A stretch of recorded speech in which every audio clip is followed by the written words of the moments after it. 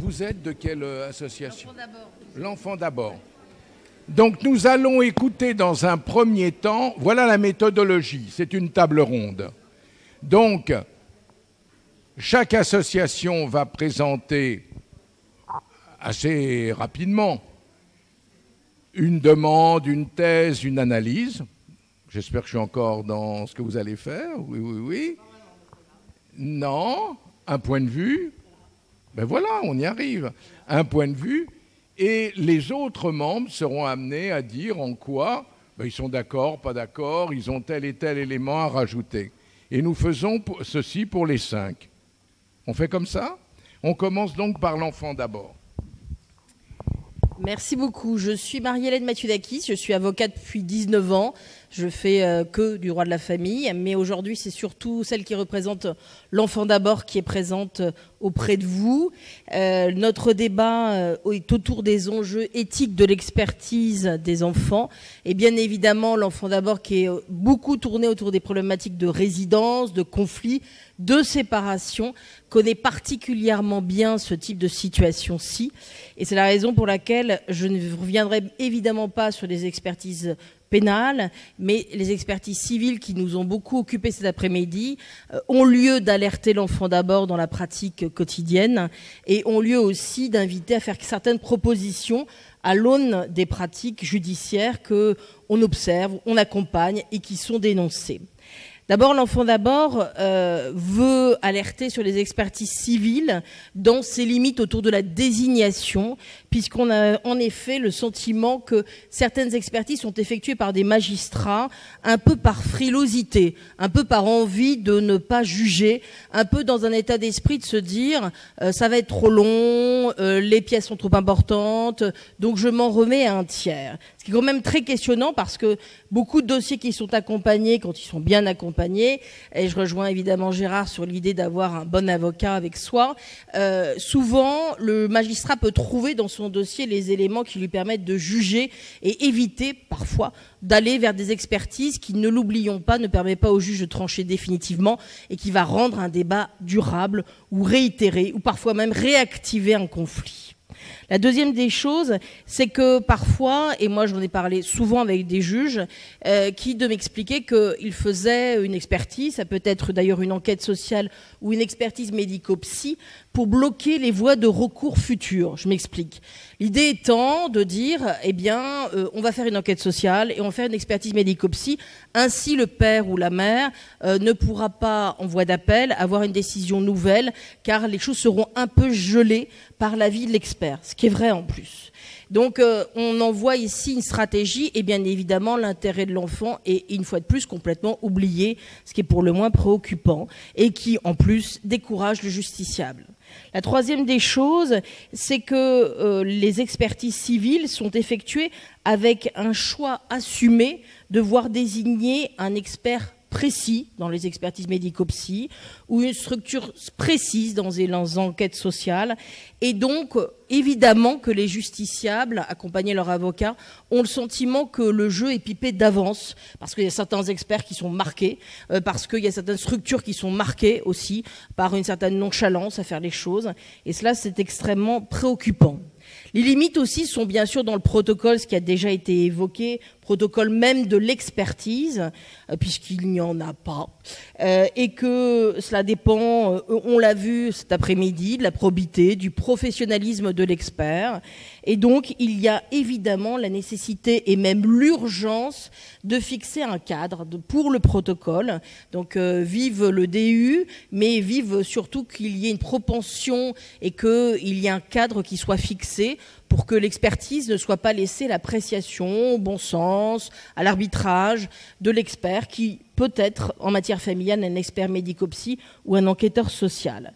Et évidemment, il se fut rappelé tout à l'heure que le cadre de la mission est fixé par le juge dans la décision, ce qu'on appelle les décisions avant dire droit, donc avant de dire le droit de manière définitive, et que ce cadre-là doit être non seulement sur la mission, mais aussi sur le protocole, justement, que cela permette d'éviter toute sortie de route. Je pense, bien évidemment, ceux qui me connaissent, et il y en a un certain nombre ici aux experts qui se font fort de convoquer l'enfant en présence de papa et de maman, et qui, le bout de chou, est interpellé pour lui dire « Mais t'es bien avec ton papa ?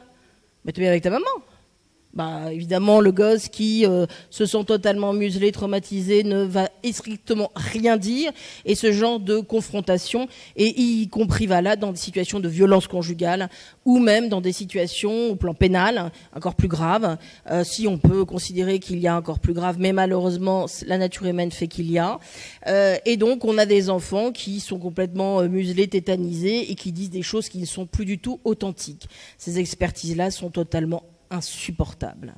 Il y a aussi la nécessité que les expertises et que les experts désignés, même s'ils sont nommés par la Cour d'appel, voire la Cour de cassation, soient contrôlés et ne soient plus inamovibles. J'ai mémoire d'un expert qui sévit encore dans le sud de la France et qui a 85 ans et qui continue à faire des expertises et qui a un profil tout à fait marqué et libre à lui, mais pas autour de l'intérêt de l'enfant, bien évidemment, et que c'est extrêmement questionnant ce caractère de inamovibilité et d'absence de contrôle. Le cadre de l'expertise mériterait certes d'être réévalué, mais l'expert aussi mériterait lui-même d'être réévalué, ce qui n'existe pas en France, et c'est ce que demande l'Enfant d'abord, milite avec deux hauts dignitaires présents ici, le docteur Gérard Lopel, le docteur Berger bien évidemment, parce que c'est quand même incroyable qu'il y ait des experts sur lesquels on ne peut absolument pas les faire bouger de leur ligne et qui restent dans une immobilisme complet sur leurs propres convictions. Donc peut-être l'idée d'avoir un collège d'experts extérieurs qui ne serait pas connu du dit expert, ça va sans dire, qui viendrait peut-être d'une autre région, qui pourrait donc le réévaluer, une réévaluation sur la pratique de l'expertise, donc comme on l'a dit, l'accueil des parties, le jeu des questions-réponses avec les parents, mais aussi l'accueil des enfants, les questions qui sont posées à l'enfant, etc.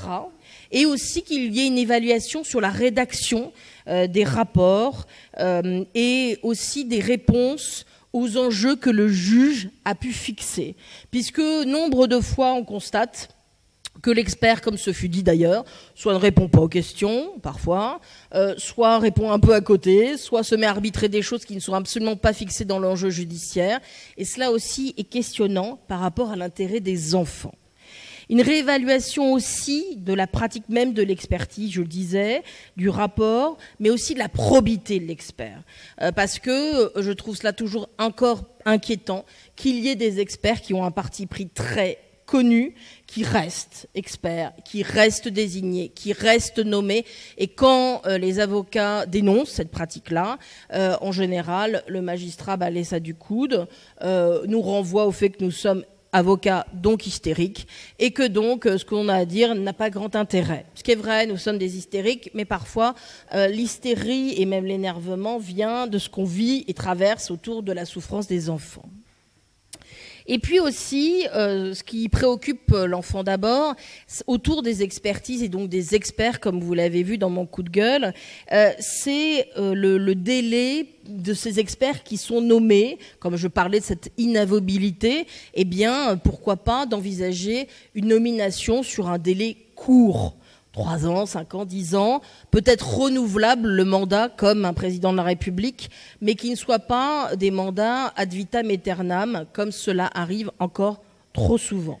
Donc on a aussi la nécessité, et j'ai trouvé cela extrêmement intéressant, l'experte pédopsychiatre qui vient de Suisse, qui nous explique qu'elle a accès au dossier judiciaire, et il est évidemment urgent que les experts, aussi bien enquêteurs sociaux qu'experts judiciaires, s'octroient le droit, qu'ils pourraient prendre d'ailleurs, d'avoir accès au dossier. À savoir que quand il y a des expertises, Les 3/4 du temps, l'expert se fait fort de dire « Non, moi je ne veux pas rentrer dans votre conflit judiciaire, dès lors je ne lis pas les éléments. » Pourtant, comme nous l'a expliqué Mme Walters, il y a quand même des éléments qui leur permettraient de jauger ce qui se passe, d'éviter d'être manipulés, et que parfois, les avocats, on voit quelques pièces, parfois elles sont lues, parfois elles sont carrément dénoncées comme étant envoyées. Et ça, c'est extrêmement préoccupant, parce qu'on ne peut pas faire une expertise en se contentant de recevoir, car c'est le cas aujourd'hui en France, 1h30 un père, 1h30 une mère, 10 à 20 minutes un enfant, selon l'âge et le discernement du dit enfant, bien évidemment. Et suite à ça, de rendre des conclusions, car c'est ainsi que ça se passe. Et vous l'avez vu, à l'aune de ce qui vous a été expliqué sur la Suisse, combien on a du retard et combien c'est questionnant. Donc peut-être que pour compléter quelques trous, et bien évidemment pas tous, il eût été utile de lire le dossier judiciaire, ce qui n'est jamais fait. Et c'est évidemment ce que l'Enfant d'abord invite comme réflexion à avoir et à tenir, afin de conserver aussi une neutralité, afin d'avoir aussi connaissance de l'articulation judiciaire. J'étais très surprise de lire dans un débat tout récent que je plaide la semaine prochaine à Nantes, un avocat se targuait d'avoir eu un échange avec l'enquêtrice sociale qui tranchait juste sur la résidence de 2 enfants qui ont 15 mois, et de lui dire « Mais vous êtes en train de m'expliquer, mon cher confrère, que vous avez débattu donc avec l'enquêtrice sociale. Je ne vous cache pas que j'ai les cheveux qui me sont dressés jusqu'au plafond, que moi-même j'ai pris le soin de la contacter pour lui demander si elle me confirmait bien ce contact en question, sans autre échange, ça va sans dire. Cette dernière de monter sur ses grands chevaux et de me promettre un dépôt de plainte pour diffamation. Donc, il y a un vrai problème aussi de neutralité et il y a vraiment aussi un problème de connaissance de l'articulation judiciaire. On parle tous, et je l'ai dit 1000 fois à mon ami Gérard Lopez que j'embrasse, que la garde n'existe pas depuis 1993, mais on parle tous de la garde et c'est bien normal car c'est plus facile dans notre quotidien. On sait tous, et ça fait partie aussi des échanges que j'ai eus car vous avez un brillant professeur qui vous dit « Les avocats sont frileux dans le cadre des expertises et ne font pas accompagner leurs clients dans les expertises civiles par un autre tiers sapiteur qui pourrait être Gérard Lopez, Dr Berger ou Dr Bakenmoun. » Et voilà les difficultés auxquelles nous sommes confrontés les avocats. Ce n'est pas parce que ce n'est pas le quotidien ou ce n'est pas parce que ce n'est pas la pratique. Ça pose juste 2 problèmes. C'est-à-dire que vous convainquez votre client, votre cliente, le papa ou la maman, d'être accompagné par ce professionnel compétent. Il en est tout à fait convaincu. En général, vous vous en doutez bien, quand le deuxième tiers est présent, je parle du docteur Lopez ou d'un autre, celui qui est désigné judiciairement accueille assez mal la présence du dit concerné. Et là, en général, il y a un petit effet de flottement et de déperdition chez le papa et la maman, ce qui est bien normal quand on se met de leur côté à eux.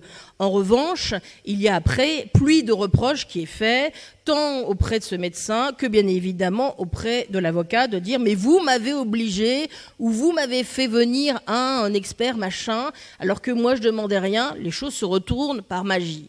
Le deuxième problème est le juge, car un juge peut avoir un petit, moyen, mais aussi un grand ego, vous me direz comme les avocats, et qu'il peut lui être assez insupportable de dire « j'ai désigné Toto », et vous avez eu le culot, vous, Madame X ou Monsieur Z, de vous faire accompagner d'un autre médecin, alors que moi, j'ai mon précaré.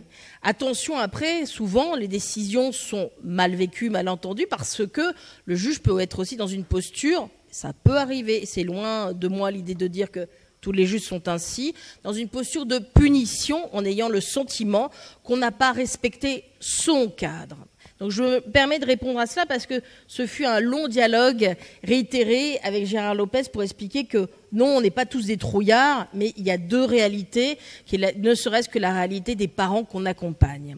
Au-delà de ça, il faut, et je crois que c'est impératif, que les juridictions motivent absolument, j'ai pratiquement fini. Mais vous avez, j'en ai pratiquement fini. Je pensais que c'était un petit peu important de finir sur cela, si vous m'y autorisez. Donc, il est nécessité que les juridictions, j'ai fini, motivent leurs décisions et notamment les raisons d'une expertise ou d'une enquête sociale. Il y en a assez des décisions de 2 pages qui disent mandate la structure X ou le docteur machin. Il est donc important de revoir ce cadre juridique. Je passe la parole. Merci. Merci.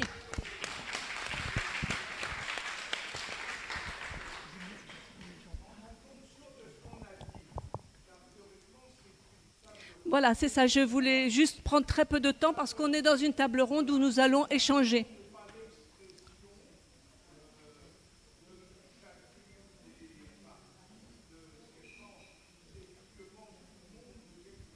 Voilà.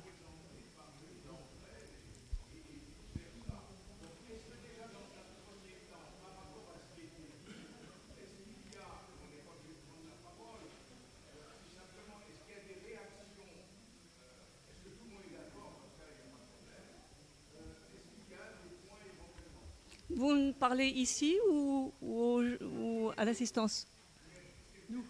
À nous, table ronde. Alors moi, je pense qu'on va peut-être échanger plutôt sur des points de vue plutôt que de faire des interventions plus magistrales. Moi, ce qui m'a semblé, ce matin, moi j'ai été très frappée par ce qu'a dit Michel Créoff. Elle disait, nous sommes dans une zone de tension où il y a des grandes avancées et des grands reculs. C'est ce genre de symposium, de congrès, de réunion me fait penser qu'on est dans quelque chose là, on est tous formidables, on est dans du consensuel, on a tous envie, on est tous bien traitants, les juges, magistrats, avocats qui sont là, les médecins sont tous formidables et ont beaucoup réfléchi à ce qu'est la bientraitance et la manière d'entendre un enfant et d'en faire la meilleure expertise possible par rapport à une situation. Moi, il me semble qu'il y a eu aussi dit quelque chose d'important, c'est qu'on est, malgré cette espèce de symphonie que nous avons aujourd'hui, on arrive à nous diviser. On arrive à nous diviser sur le 13-15 ans, comme on l'a dit ce matin, par exemple. Moi, je trouve ça formidable qu'on avance sur entendre la parole de l'enfant, expertiser de mieux en mieux, faire en sorte que les choses se fassent de plus en plus avec des compétences et du savoir. Mais on est quand même dans un pays où on n'a pas encore interdit la fessée, où l'inceste n'est pas inscrit dans la loi. Non. Et où l'enfant, un enfant de 11 ans doit prouver qu'il n'a pas séduit un adulte lors d'un viol. Je pense que c'est là qu'on doit travailler sur ces mouvements d'avancée, de recul et d'une manière concertée. On a souvent, c'est vraiment l'impression que j'ai là, on est tous dans la même direction, mais il y a des grandes fragilités. Il y a des grandes... on les ressentait même dans les manières de faire l'expertise. Dans les manières de faire les expertises, on voit aussi qu'il y a des fragilités. On n'a pas tous la même manière d'entendre les choses. Il y a des choses... le professeur Berger, par exemple, disait... il y avait quelque chose d'un petit peu catégorique dans ce qu'il disait, c'est-à-dire un enfant garde alternée de petit, eh bien, quand ça nous fait des délinquants, en gros. Moi, je l'ai entendu un peu comme ça. Donc, on va pouvoir échanger, justement. Trouble de l'attachement, donc problème, trouble de comportement, donc bon. Et moi, il y a quelque chose quand même qui m'importe, c'est quand même la résilience. Et la possibilité pour des enfants qui ont été matraqués, abusés, en difficulté, qui ont été, ne serait-ce qu'en garde alternée, de pouvoir devenir autre chose que des délinquants. Mais pour ça, il va falloir qu'on se batte d'une manière un petit peu consensuelle sur des choses aussi bêtes que de faire interdire la fessée. Voilà.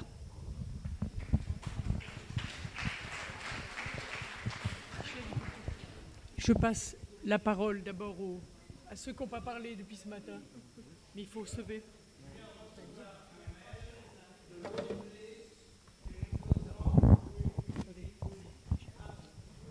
Voilà. C'est normal, vous n'avez pas parlé. Non, ça va aller.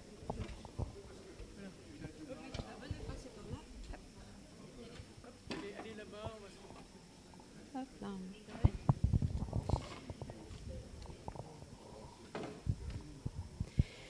Je suis donc Agnès Bouvier, chargée de mission de la Fédération des comités alexis-Danan pour la protection de l'enfance. On a dit beaucoup de choses, on a entendu plein de choses. Moi, j'ai juste un constat à faire sur le terrain. On parle d'expertise. Vous nous avez dit, Monsieur Lopez, qu'il n'était pas forcément utile de faire appel à des experts, enfin des expertises privées sans qu'elles aient été demandées. Il y a un cas dans le Nord qui est assez révélateur, puisque 3 professionnels, une psychiatre, expert auprès des tribunaux, et 2 psychologues, ont reçu, sans se connaître, 3 petits-enfants qui leur ont déclaré à chacun d'entre eux, séparément, sans qu'ils ne se connaissent, les faits d'un papa incestueux. Chacun des professionnels, le psychiatre a reçu le papa aussi, et atterrés par ce qu'ils avaient entendu, ils ont décidé de faire séparément des signalements pour mettre ces enfants en danger. Ils savaient... protéger, oui. Protéger ces enfants qui étaient en danger. Oui, parce qu'en fait, le médecin pédopsychiatre a été accusé par le Conseil de l'ordre et a été mis à l'écart. Les 2 psychologues ont également été inculpés pour immixtion dans la vie privée. Le père a porté plainte. Oui, le père a porté plainte. Et donc, il a fallu attendre une procédure relativement longue et l'appel pour que tout ça soit levé. Donc, quand on entend parler d'expertise que vous avez bien menée ou autre, il faudrait peut-être aussi déjà que les experts, même s'ils sont experts, on va dire séparés, sans être commis par le tribunal, puissent être entendus et qu'on n'en arrive pas à ces extrémités-là. Et quand un assistant social dit à un petit enfant juste avant l'expertise, tu fais bien attention, hein, parce que tu sais qu'en fonction de ce que tu vas dire, ton papa peut aller en prison. Je ne suis pas franchement sûre que ça aide facilement à l'expertise. Voilà, c'était juste ça, parce que je pense que ces constats-là, il faudrait qu'on arrive à une société où peut-être on puisse essayer d'éviter ce genre de situation.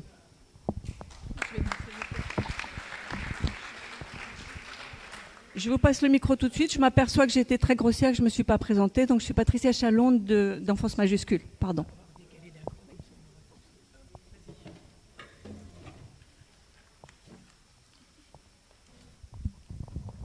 Bien, bonjour, je suis Michel Marsloff, le secrétaire général de l'association L'Enfant Bleu. Je voudrais simplement vous alerter sur une loi qui est en train d'être discutée au Parlement et qui concerne l'interdiction des relations sexuelles entre un adulte et un mineur. La loi actuelle dit qu'un mineur de moins de 15 ans doit démontrer qu'il n'était pas consentant à une relation sexuelle. Aujourd'hui, un enfant de 11 ans, et on a des exemples à Pontoise, par exemple, vous avez entendu parler d'une petite Sarah, ça c'est un nom qui n'est pas son vrai nom, mais je veux dire c'est le nom qu'on utilise dans la presse, une petite Justine, 11 ans, qui, en ce qui concerne Sarah, le viol qu'elle a subi a été requalifié en atteinte sexuelle, c'est-à-dire qu'on nie purement et simplement le fait qu'elle ait été violée. Justine Maud, violée à 11 ans, enceinte, accouchant 9 mois après d'un bébé. Au tribunal de Meaux, le responsable a été acquitté parce qu'elle était consentante. Alors, rassurez-vous, heureusement, il y a des associations, comme dit Gérard, et je crois qu'on veut vous en parler tous les deux, hein, La Voix de l'Enfant et L'Enfant Bleu. On est très souvent ensemble sur les bancs des tribunaux d'assises. Nous avions un énorme espoir lorsque notre président de la République a dit que sa conviction intime était de porter une loi qui présumerait le non-consentement à une relation sexuelle d'un mineur de 15 ans, c'est-à-dire de moins de 15 ans. Marlène Schiappa, qui est formidable pour soutenir le président, parce que dès que le président parle, elle est derrière, il n'y a pas de problème, puisqu'elle a récemment déclaré que la femme la plus importante, c'est ça, hein, la femme la plus importante du siècle, après Simone Veil, c'est Brigitte Macron. Donc bon, et Simone de Beauvoir. Bon. Non, mais là, bon, je fais du très mauvais esprit. Excusez-moi. Joli gala, excusez-moi. Donc, le président s'était engagé et qu'est-ce qu'on a vu finalement sans que les associations aient été consultées? Alors, et là, je ne fais absolument pas de politique, mais à l'époque de Laurence Signol, on était convoqués régulièrement, toutes les associations pouvaient s'exprimer, on tenait compte ou non de ce qu'elles disaient, mais au moins on les écoutait. Là, maintenant, on ne nous écoute plus du tout, on nous convoque pour nous dire, ben, on va vous expliquer la loi. Parce que, après qu'elle ait été adoptée, et par conséquent, on va vous expliquer, parce que je pense que vous n'avez pas compris, parce qu'évidemment, quand on a vu la loi, qui dit en 2 mots, la loi dit, en fait, c'est au juge d'évaluer le niveau de discernement du mineur. Hein, je ne vais pas vous donner le détail de la loi, mais parce que quand on lit de la façon dont elle est écrite, il faut la lire 25 fois pour comprendre ce que ça veut dire. Mais bon, ça veut dire ça à peu près. C'est-à-dire qu'on est dans un recul par rapport à la loi actuelle, au moins une stabilisation, il n'y a pas de changement. Alors, il y a des améliorations dans cette loi, mais ce n'est pas l'objectif aujourd'hui. Hein. La présomption qui passe de 20 à 30 ans, ça c'est très bien. Nous, on aurait mieux aimé qu'elle soit beaucoup plus importante. Mais bon, c'est quand même quelque chose de positif. Mais je reviens sur ce point de la présomption de non-consentement d'un mineur de 15 ans. Aujourd'hui, on est en train de se battre. Je sais que Martine, nous rencontrons en ce moment des sénateurs parce qu'elle a été adoptée en première lecture à l'Assemblée nationale. Elle est maintenant au Sénat. Elle va retourner, une fois que le Sénat aura fait sa proposition, dans une commission Sénat, Sénat, Assemblée nationale, pour aboutir à un texte final. Mais nous sommes très, très préoccupés sur ce qui va se passer. Parce que nous sommes, c'est négatif d'intervenir dans ce genre de réunion où on essaye de donner des choses positives, mais c'est quand même très préoccupant de voir qu'aujourd'hui, on considère qu'un enfant de 11 ans, et voire même, parce qu'on a parlé de 7 ans comme l'âge de raison, qu'un enfant de 7 ans, hein, ça peut se faire, soit... Alors, aujourd'hui, je pense que les juges ne vont pas jusque-là, mais quoique un enfant de 9-10 ans peut être consentant à une relation sexuelle avec un adulte. Voilà, ça c'est complètement inacceptable. Alors nous, ce que nous demandions, c'est extrêmement simple. On demandait un retournement de la preuve. C'est-à-dire, au lieu de dire « c'est à l'enfant de démontrer », alors on peut ne pas être d'accord, hein, mais c'est à l'enfant ce n'est pas à l'enfant de démontrer qu'il était consentant, c'est à l'adulte de démontrer le contraire, c'est-à-dire d'établir une présomption simple et non irréfragable. La proposition irréfragable est totalement inconstitutionnelle et impossible dans la loi française. Il n'existe pas dans le droit pénal, là il y a des juristes, ils vont me confirmer, il n'existe pas dans le droit pénal de loi irréfragable. C'est pas possible. Donc la seule solution qu'on avait, c'était la présomption simple qui disait, a priori un enfant ne peut pas être consentant à une relation sexuelle. Voilà, c'est ça. Et on laisse la possibilité, parce que c'est un principe des droits de l'homme, à la partie adverse de se défendre et d'apporter le contraire. Mais même ça, qui était quand même un grand pas, n'a pas été entendu par notre ministre. Je laisse la parole à Martine.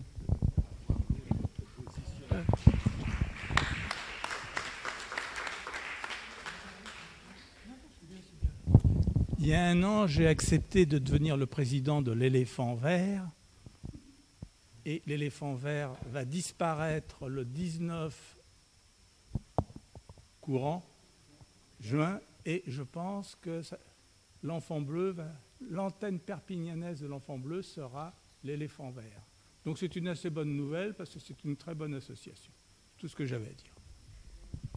Et qu'à Perpignan, il y a une unité d'accueil. Absolument, bravo. Et une association qui s'appelle « Il faudra leur dire », donc vous pourrez tous travailler ensemble, qui est membre de la Voix de l'Enfant. Et merci à Michel aussi, ce que je voulais dire par rapport à l'expertise.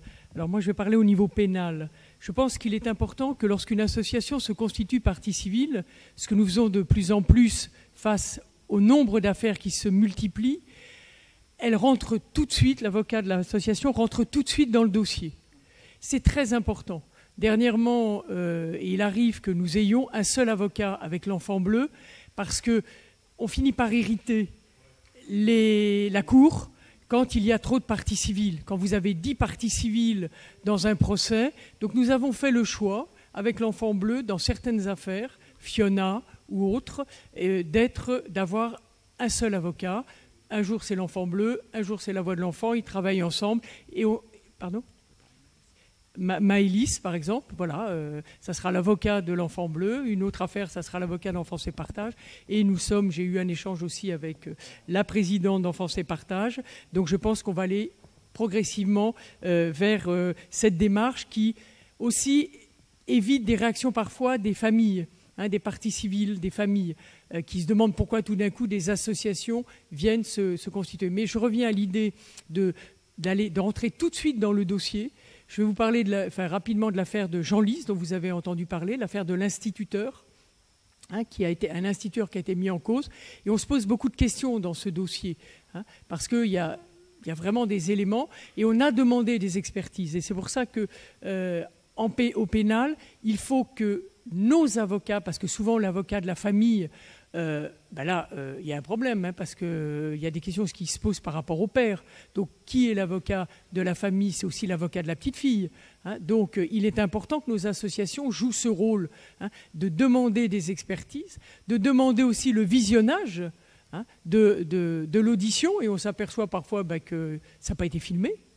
Donc là, il y a véritablement un problème dans la procédure. Donc, que faisons-nous? Est-ce qu'on demande à casser la procédure ou pas?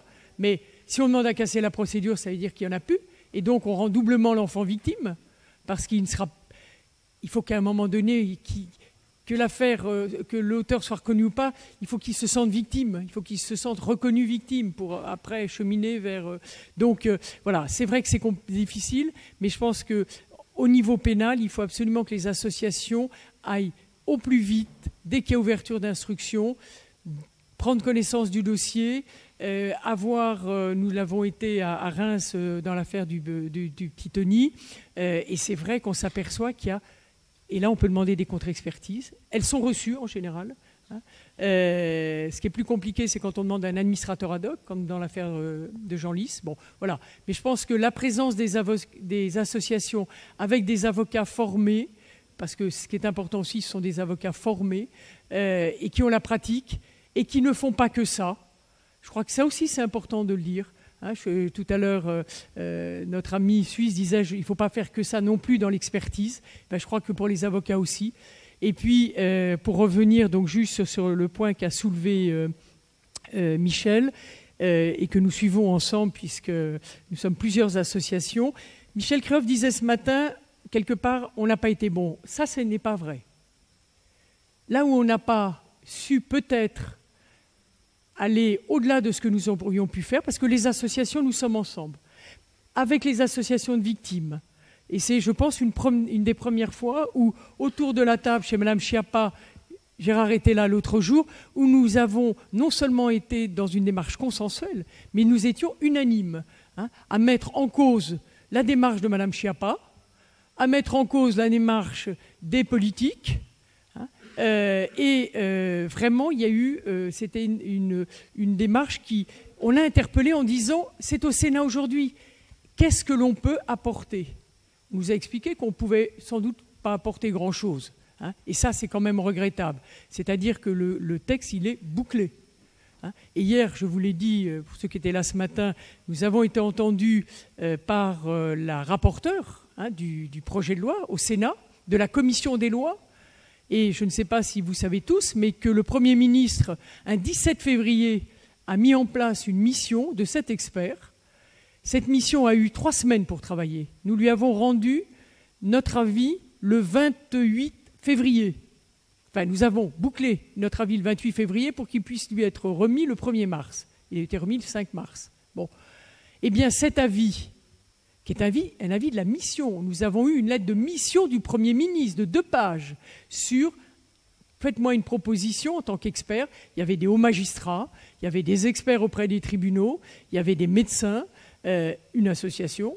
Nous avons remis cet avis qui nous semble aujourd'hui la meilleure réponse, car nous avons dit « pourquoi tant de précipitation ? Il faut du temps pour revoir la définition du viol, comme dans d'autres pays, le Canada, la Belgique, pour revoir tout ce qui a trait aux violences et agressions sexuelles et autres maltraitances sur les enfants, pour réunir l'ensemble des textes législatifs dans un même texte, plutôt que d'aller le chercher à droite et à gauche. Vous savez, c'est une multitude de codes où il faut aller chercher un texte pour protéger un enfant. Donc, prenons ce temps.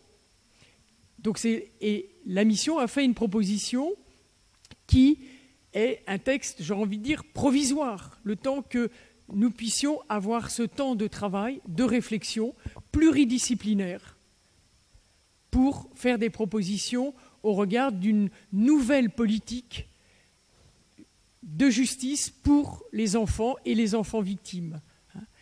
Eh bien, cet avis n'est ni sur le site du Premier ministre, ni sur le site de Mme Chapia, ni sur le site de la justice, ni sur le site de la santé, puisque ces 3 ministres autour du Premier ministre étaient présents. Mme Schiappa n'est pas restée aux 3 quarts d'heure de discussion que nous avons présenté au Premier ministre et aux 2 autres ministres. Elle est venue pour la photo, elle est partie après, parce que moi je tiens quand même à le dire, je ne suis pas tenue à un droit de réserve. Elle porte un texte de loi, une mission d'un Premier ministre, et elle ne reste même pas à la présentation de notre avis par les 7 experts. Elle est partie. Voilà. Et après l'adoption par l'Assemblée nationale, comme vient de le dire Michel, il nous convoque le lendemain en nous disant, Gérard était là, vous étiez là, en nous disant, vos associations étaient représentées, en nous disant, on va vous expliquer. Voilà. On a dit, mais vous nous expliquez quoi? Et chacun est intervenu, Gérard aussi est intervenu. Enfin, c'est une mascarade. Alors nous, les choses sont claires. Nous demandons le retrait de l'article 2. Nous demandons la mise en place d'une commission pluridisciplinaire de travail qui présente, car il va y avoir une réforme de la justice. Donc on nous dit, mais à quel moment? Et il faut que dans le cadre de la réforme de la justice, il y ait un texte qui véritablement protège les enfants qui soient victimes d'inceste ou qui soient victimes de pédophiles, comme Angélique. Qu'est-ce qu'elle a fait, Angélique? Eh bien, elle a voulu lutter, elle a voulu résister à son agresseur, elle est morte. Donc il faut qu'on arrête l'affaire Sarah. Mais tous les jours, à la Voix de l'Enfant, nous faisons une veille juridique. Tous les jours, en ce moment, nous avons des affaires correctionnalisées. Là encore, une affaire correctionnalisée alors que ce monsieur a touché à un enfant de 7 ans pendant plusieurs années. Ami de la famille, c'est correctionnalisé. Donc il faut qu'on se mobilise, vous êtes tous là, si vous avez envie, on va se mobiliser, on va se voir nous très vite avant que ça passe, que ça reparte à l'Assemblée nationale pour demander, si on en est d'accord, mais qu'il y ait une commission qui se mette en place et qui travaille en faisant du droit comparé par rapport au Canada, à l'Espagne, à la Belgique, qui, eux, ont adopté des textes qui protègent. Mais il faut arrêter d'envoyer un ministre aux obsèques d'Angélique et de ne pas avoir le courage de protéger les enfants.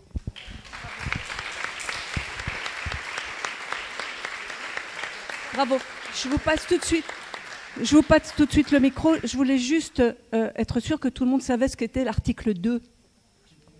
Et je pense qu'il faut savoir qu'à cause de cet article, il va y avoir du viol à 2 vitesses. Oui. C'est-à-dire que certains viols passeront au pénal et d'autres seront correctionnalisés. Et c'est très important, ça. Quand on va au pénal, ça n'est pas la même chose. Donc cet article 2, retirer cet article 2 est quelque chose de fondamental. Voilà. Merci pour le complément. Et pire encore, il est prévu la création d'un tribunal criminel spécial avec des crimes d'en haut et des crimes d'en bas. Et on vient de découvrir que la définition des crimes d'en bas, c'était les viols sur enfants. Donc, ce n'est pas acceptable. Il faut qu'on se mobilise.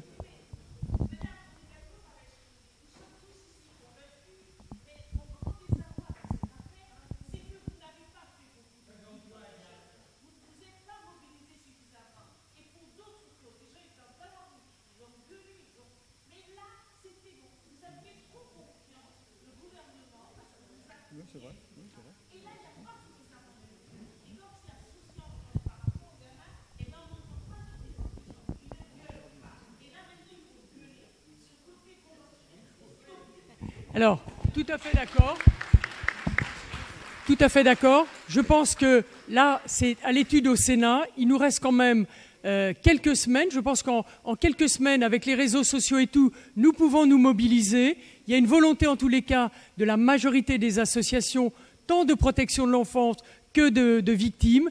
Et je pense qu'au-delà, il faut qu'on trouve autre chose que des manifestations, parce qu'il y en a beaucoup dans les rues. Vous voyez, tout à l'heure, à midi, là, de 14h, je suis arrivé en retard parce que j'étais bloqué, il y avait une manifestation.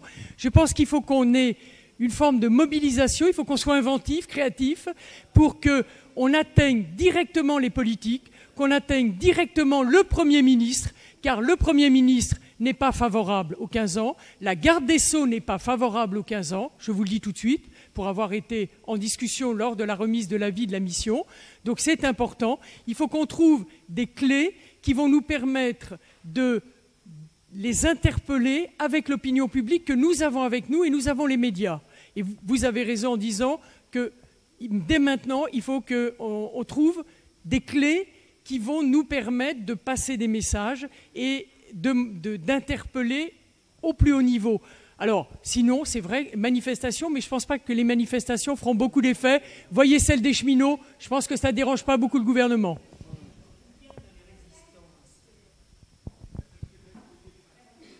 Alors, moi, je vais vous dire, les résistants, je regrette que notre ami, parce que Édouard Durand est un ami, les résistants, vient en premier lieu de la chancellerie et des magistrats. Nous sommes en train de laisser avoir tout pouvoir aux magistrats. Hein, et demain, les magistrats ne renverraient plus aux assises. Qu'est-ce que ça veut dire correctionnaliser? Ça veut dire plus d'instruction. Plus d'instruction. Qu'est-ce que c'est que la force des assises? C'est la dureté, certes, du procès, mais c'est l'instruction. Et dans l'instruction, nos associations, vous les avocats, hein, vous pouvez intervenir et faire bouger le curseur. Correctionnel, c'est terminé. On arrive en correctionnel, on a à peine connaissance du dossier. Hein, et en plus, avec un tribunal spécial. Enfin, on est tombé sur la tête.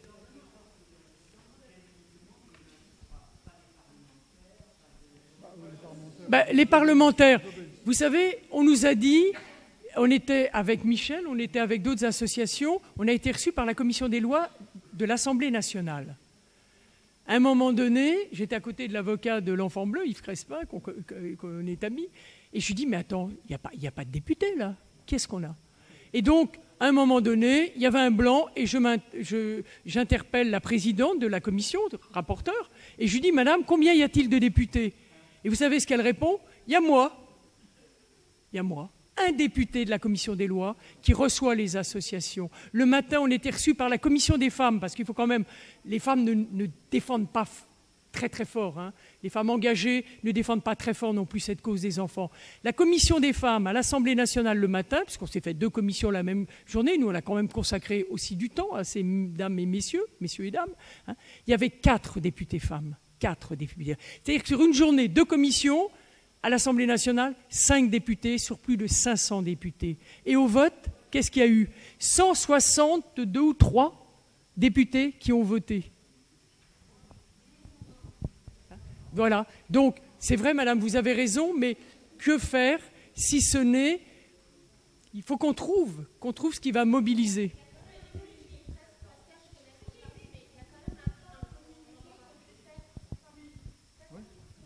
Pardon. Merci. Attendez, passez. Bonsoir, je suis Pascal Cussic, je suis avocat et président de l'association Coup de pouce protection de l'enfance. Puisqu'il y a plusieurs représentants d'associations ici, ce que l'on a proposé avec d'autres associations, c'est, puisqu'on est toutes d'accord là-dessus, de faire un communiqué commun qui réunira toutes les associations qui le souhaitent, et j'espère que ça sera toutes les associations, disant qu'on demande le retrait de cet article 2, qui n'apporte absolument rien, si ce n'est une régression de la protection de l'enfance. Parce que ce risque de correctionnalisation, ce qu'il faut comprendre aussi, moi en tant qu'avocat, c'est ce qu'on voit devant les tribunaux, c'est qu'une affaire qui est jugée devant un tribunal correctionnel, en pratique, elle va être jugée au milieu d'un vol de portable et d'un accident de la circulation. Donc ça veut dire que la même affaire va être examinée devant un tribunal correctionnel en 2 heures dans le meilleur des cas, alors que devant une cour d'assises, ça serait jugé en 3 jours. Donc on ne peut pas prétendre étudier sérieusement ces affaires-là en les renvoyant devant un tribunal correctionnel. Or aujourd'hui, avec une atteinte sexuelle avec pénétration, qui serait donc jugé par un tribunal correctionnel, quel est le magistrat qui va être assez masochiste pour essayer d'aller démontrer une contrainte alors qu'on lui sert sur un plateau l'atteinte sexuelle avec pénétration qui permet de renvoyer devant un tribunal correctionnel et où il n'y a plus besoin de démontrer la contrainte. Les magistrats sont des gens pragmatiques. Ils vont aller à la solution qui leur semble la plus efficace, mais pas forcément la plus protectrice des victimes. Donc ce risque de correctionnalisation, il est assez terrible pour les victimes, il existe déjà, mais cette loi ne fait que l'aggraver. Donc cet article 2 n'apporte strictement rien, si ce n'est une régression de la protection de l'enfance. Donc ce que nous proposons au sein de l'association Coup de pouce, c'est que, puisque lors de la réunion auprès du cabinet de Mme Schiappa, toutes les associations semblent être d'accord sur ce constat, c'est qu'on fasse un communiqué commun qui serait relayé par les médias, à mon avis, et qui préciserait clairement qu'on est tous opposés à cet article 2 qui n'apporte rien.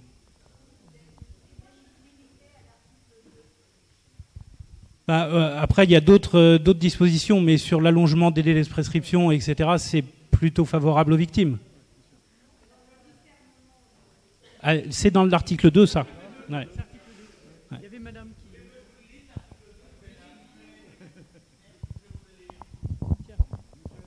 Alors, l'article 2, ça va simplement être rentré dans le... Je te le tiens. Elle me le tient, c'est bien. Donc, lorsque les faits... c'est l'article 222.1 du Code pénal, revu par l'article 2. Lorsque les faits sont commis sur la personne d'un mineur de 15 ans, la contrainte morale ou la surprise peuvent résulter, de l'abus de l'ignorance de la victime ne disposant pas de la maturité ou du discernement nécessaire pour consentir. Alors, quand il y a un viol sur un mineur de 15 ans, le président doit poser la question subsidiaire. Donc il y a un viol.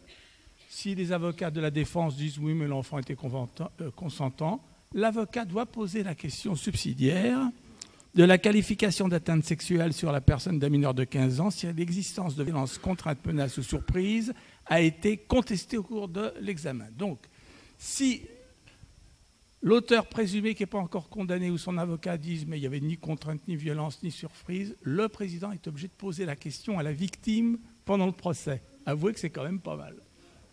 Donc c'est ça l'article.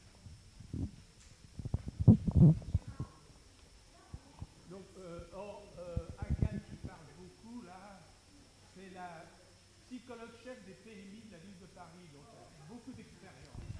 Attention.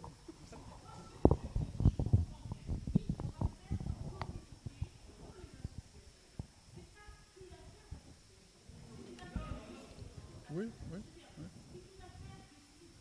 Oui, bien sûr.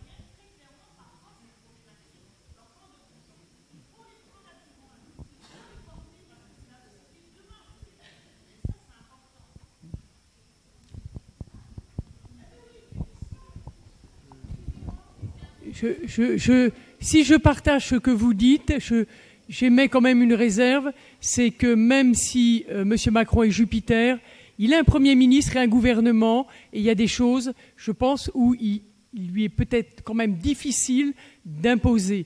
Donc, c'est pas que je le veuille défendre, parce que c'est pas... Mais je pense que c'est pas si clair que ça pour avoir rencontré, je vous dis, au moment où on a remis l'avis de la mission, et le Premier ministre, et la garde des Sceaux, hein, et que la justice, je pense que des mesures par rapport à ébranler un peu la justice, les magistrats, je ne suis pas sûr que la volonté même du président de la République suffise.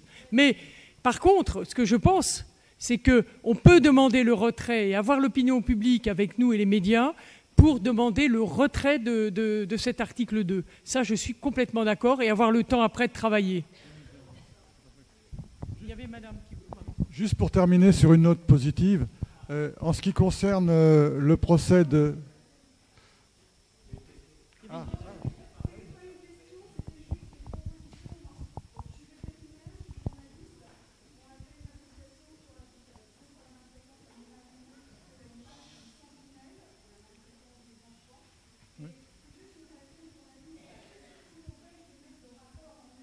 Ça y est, on l'a fait.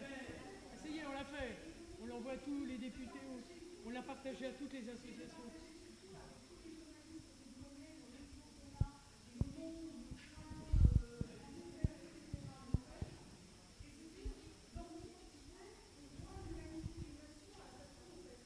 Ces animaux.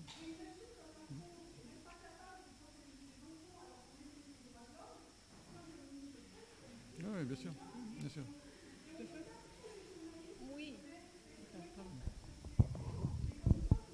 J'aime bien votre engagement fort. Je pense qu'on a souvent le même et que les communiqués, on les a faits. On les a faits et qu'on a fait marcher notre réseau et qu'on a fait marcher sur d'autres sujets, celui-là étant le dernier, depuis des années, nos réseaux de journalistes et à chaque fois on a effectivement un article ici ou un reportage là ou une interview à droite ou à gauche. C'est très difficile. On est tous aussi engagés que vous l'êtes, mais parfois c'est compliqué. C'est compliqué. Juste pour oui.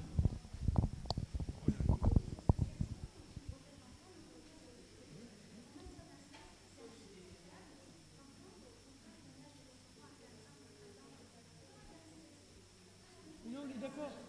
Mais on est tous d'accord avec cette démarche. C'est ce que je disais tout à l'heure quand on nous a divisés. Quand je disais on nous a divisés, on s'est laissé diviser. On n'a pas assez sans doute communiqué sur 13 ans, 15 ans, qu'il n'y ait pas du tout voilà. Donc c'est vraiment ça qu'il faut travailler tout le temps. Et toutes les discussions qu'on a là, on les a eues sur d'autres sujets. Mais je pense qu'il y a à chaque fois quelque chose qui nous échappe. Quelque chose qu'on ne sait pas faire, sans doute. Vous avez raison, peut-être qu'on ne sait pas faire, peut-être qu'on ne sait pas utiliser ce qu'on a à notre disposition. Ce qui est sûr, c'est que on a cette énergie, ce désir, tel que vous le développiez, madame, mais que bien souvent, on est rattrapé par des décisions pour lesquelles pourtant on a fait ce qu'on pensait être le plus efficace pour se battre contre, et malgré tout, on n'a pas avancé. Juste pour terminer sur une note positive, pour ce qui concerne Sarah et Justine, l'association La Voix de l'Enfant et deux autres associations dont la nôtre avons demandé la requalification des faits, et le tribunal, effectivement, a renvoyé le dossier auprès du procureur de la République qui a transmis à un juge d'instruction. Alors, il n'y a rien de fait, hein, puisque le juge d'instruction peut très bien dire qu'il y avait consentement. Mais au moins, on va faire un pas vers la cour d'assises. Et en ce qui concerne Justine pour Mo, hein, toujours des prénoms d'emprunt. Hein, moi, je trouve que Justine, c'est un peu bizarre, mais bon. Le parquet a fait appel. Et donc, La Voix de l'Enfant, l'Enfant Bleu seront présents pour l'appel. Voilà. Et alors aussi pour une note positive, qui est dramatique en même temps, c'est que je viens d'avoir une alerte Google sur des chiffres. L'Allemagne est abattue par les chiffres qu'elle vient d'apprendre. 2 enfants en Allemagne meurent sous les coups de leurs parents par semaine. Donc, je pense que, vous voyez, ce qui est aussi important, c'est ce combat qu'on mène et de se dire que on n'est pas seul et qu'il faut vraiment qu'on se mobilise, que l'on puisse, tout à l'heure, ça a été repris en disant, ou c'est peut-être Maître qui parlait dans les expertises, hein, je crois que si on porte ensemble ces lieux sécurisants, protecteurs pour les enfants, où on recueille leurs paroles, eh bien on aura beaucoup moins de demandes de contre-expertise. Moi je suis frappée que là où il y a des unités d'accueil, dans les affaires qui vont en instruction, il y a rarement des demandes de contre-expertise. Il y a eu un travail pluridisciplinaire qui a été fait. Donc je pense qu'il faut qu'on démultiplie ensemble toutes nos bonnes pratiques, hein, nos expériences, tout ce qui va permettre d'améliorer d'abord le recueil de la parole, sa protection, les soins, et puis en effet de bouger nos politiques.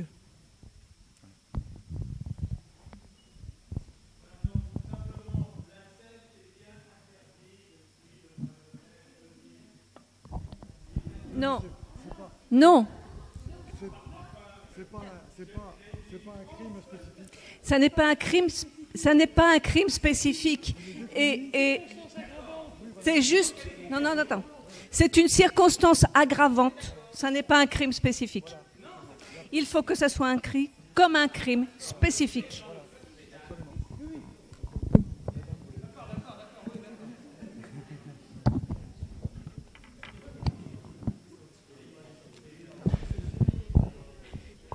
Alors, Bénédicte Bévière-Boyer, donc juriste, mais surtout citoyenne.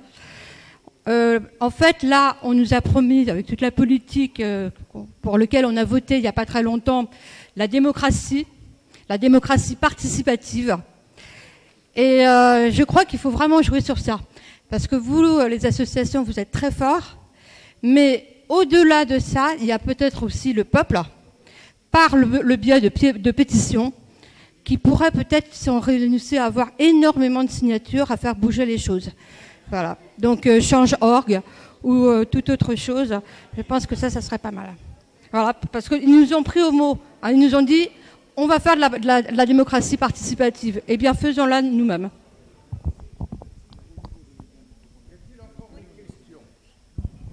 Juste pour les pétitions, il y a des élus qui ont lancé des pétitions, il y a des 300 000 signatures, ça ne change rien. Il faut qu'on trouve quelque chose qui va permettre que l'enfant soit, voilà, sans culpabiliser personne, mais que les gens, enfin, qu'on crée une responsabilité quelque part de la part de l'opinion publique et des politiques. Pour le moment, on ne l'a pas trouvé. Je suis sûr que parmi vous, il y en a qui vont avoir des idées, mais les pétitions, c'est bon, mais ça ne marche pas.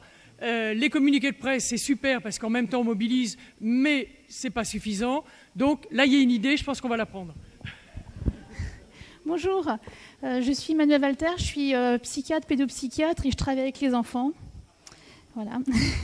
Et je fais aussi de la médecine légale. Donc voilà.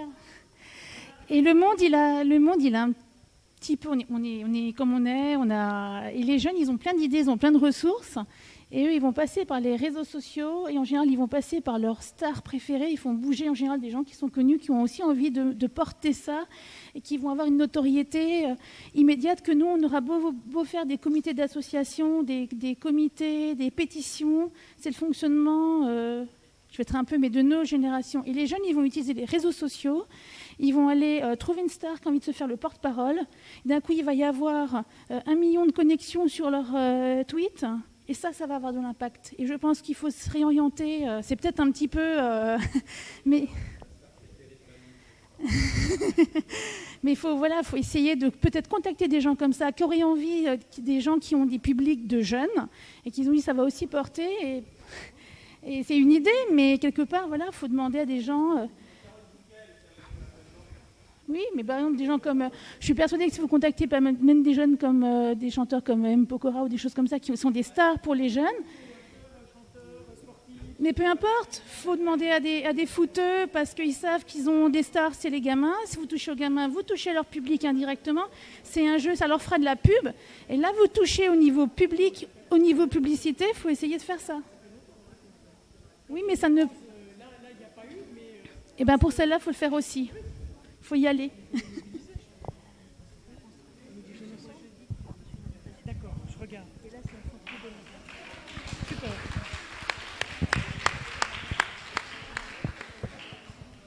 Tout d'abord, vous voyez bien que nous sommes en train de moins en moins nombreux, ce qui est un peu dommage, parce que voter une motion, on n'est pas un quorum, en plus c'est pas le lieu, il n'y a pas de texte, le temps de faire un texte, voilà, donc on ne peut pas.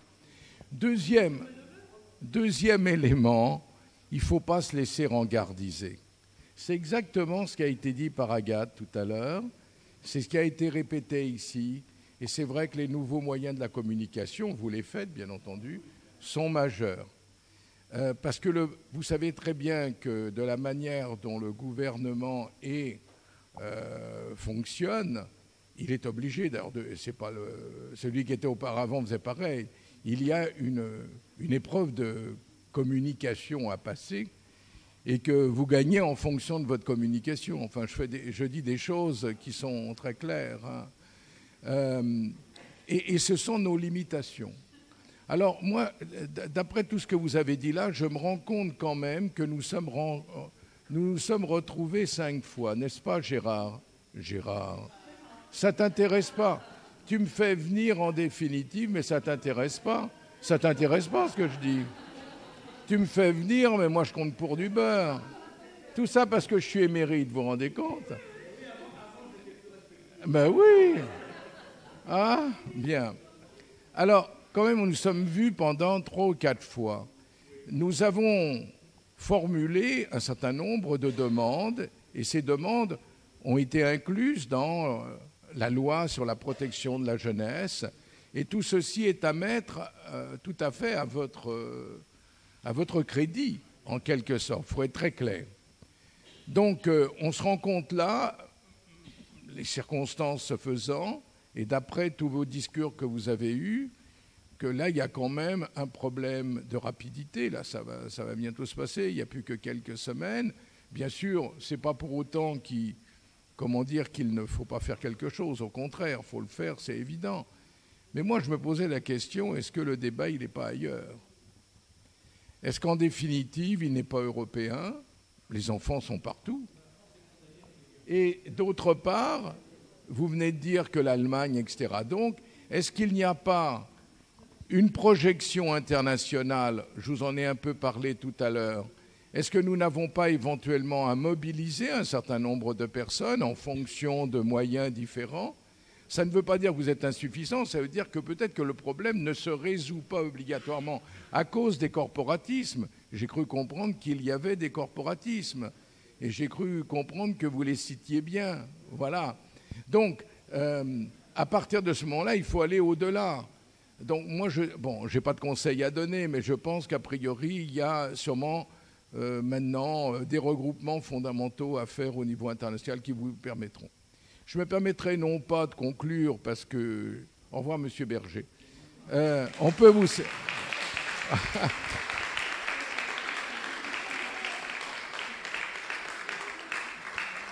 Je pense qu'il est tard pour conclure et je n'en ai aucune compétence. Par contre... ce que je voudrais peut-être vous signifier là, c'est que de telles réunions telles que nous avons aujourd'hui, ça a été dit, multiprofessionnelles apparaissent quand même fondamentales.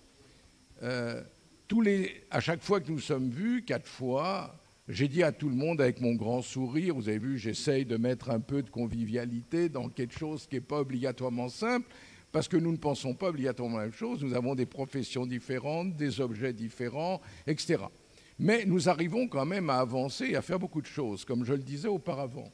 À chaque fois quand on se quitte, je vous dis, vous savez, il y a un email qui s'appelle christian.herve@parisdescartes.fr. Et nous serions tout à fait heureux qu'il y ait un certain nombre de propositions et nous pourrions faire, des travaux. Nous l'avons fait une fois. Rappelez-vous, Gozlan n'est pas là, mais... Oui, mais il n'était pas malade à ce moment-là, c'est-à-dire que nous avons réussi à faire un certain nombre de commissions, etc. Est-ce que, éventuellement, à partir de cette réunion, il serait bon qu'un certain nombre de personnes se fassent savoir et que ça ouvre, c'est-à-dire ça valide, ça légitime en quelque sorte la voix justement des différentes associations qui sont ici, de manière à ce qu'il y ait pas simplement tout le temps les mêmes têtes qui obligatoirement au niveau des ministères montre une grise mine, et c'est vrai qu'au bout d'un certain temps, on risque de mettre de côté. Alors qu'au contraire, il y a là sûrement une politique, peut-être, un mouvement qui le mériterait. Moi, je me rappelle que la dernière fois, vous demandiez qu'il y ait, de la part du président de la République, mais ce n'était pas le même, rappelez-vous, qui était, comment dire, une action nationale développée autour de cette problématique. J'en ai pas entendu parler, donc est-ce que c'était une si mauvaise idée que ça? Sûrement pas. Donc il y a peut-être éventuellement des choses comme ça aussi à réfléchir, si vous voulez bien. Donc moi, ce que je vous propose en conclusion, c'est-à-dire que autant, et je te mets dans le coup obligatoirement, Gérard Lopez que moi-même, que Jean-Marc, allez, pour dire un peu les organisateurs, parce que on ne va pas vous faire rentrer, vous avez votre indépendance, nous sommes à votre disposition si vous pensez qu'il y a des formes auxquelles nous pourrions contribuer, voire éventuellement appuyer un certain nombre de vos propositions, comme nous l'avons fait déjà il y a 1 ou 2 ans, vous voyez. C'était ça que je pense. C'est-à-dire que la mobilisation, elle ne doit pas être qu'émotionnelle. Elle doit être en fonction d'éléments bien clarifiés pour lesquels nous serions d'accord et pour lesquels nous aurions un consensus, parce que je crois que c'est ça aussi. Essayez d'avoir au moins un consensus. Quelles sont les 2 ou 3 mesures qui apparaissent? Parce que quand on vous écoute, il y a beaucoup de choses. Hein. Il n'y a pas simplement ce qui a été dit à la fin et aussi ce qui a été dit à la fin. Je pense que là, nous avons peut-être à réfléchir. Donc, moi, c'est un appel aux associations. Si vous voulez qu'on continue, on peut voir. On a beaucoup parlé de la recherche. Et c'est vrai que dès lors qu'il n'y a pas de travaux, je dirais, bien clairs, les pratiques elles-mêmes ne changent pas. Si vous ne montrez pas dans telle ou telle pratique, de telle ou telle profession, avec bien sûr les collègues eux-mêmes qui sont les premiers à ne pas évaluer leurs pratiques, mais quand elles sont évaluées, ils se rendent bien compte qu'il y a un hiatus par rapport à des textes ou autres. On peut peut-être imaginer là, comment dire, encore une autre action qui pourrait d'ailleurs même être, pourquoi pas, internationale. Donc, tous ces éléments-là sont des éléments que vous avez dit pendant toute la journée. On a vu quelles étaient des pratiques qui sont totalement différentes des nôtres. Nous avons vu quels étaient les hiatus de certaines d'entre nous. Nous avons vu les conduites à tenir. Donc, je pense qu'à partir de ça, ce serait dommage que, comme un soufflet, ceci retombe. Alors voilà, donc moi, je vous incite, on a comment dire, déjà en passant par vous, c'est évident, mais si vous voulez éventuellement que nous promouvions quelque chose dans ces domaines de la formation, de l'évaluation, de l'internationalisation, de manière à un questionnement, on peut dire éthique, parce que par rapport aux enfants, c'est un questionnement éthique fondamental. On est tout à fait... Enfin, tout ça pour vous dire qu'il ne faut surtout pas refermer la boîte. En tout cas, on est là, on est dans une association, comment dire, de volonté, et essayons de les exprimer. Je vous souhaite encore une fois d'être venus. Merci aux organisatrices qui vous ont retrouvés, et encore, si vous avez besoin d'avoir des papiers pour vos institutions, comme quoi vous étiez là, vous pouvez les avoir en sortant. Mais voilà une bonne